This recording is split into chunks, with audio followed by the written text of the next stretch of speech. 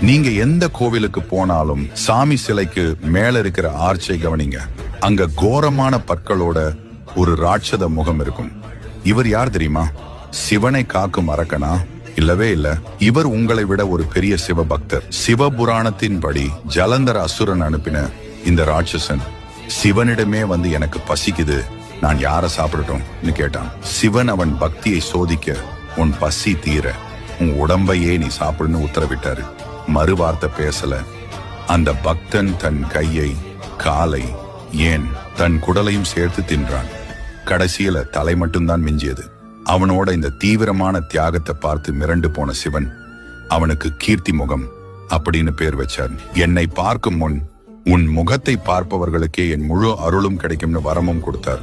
இது ஒரு பாடம். கோவிலுக்குள்ள போகும்போது உங்க ஆணவத்தை வாசல்லையே விட்டு வரணும். அப்போதான் சிவன் தெரிவார். ஓம் நம சிவாய.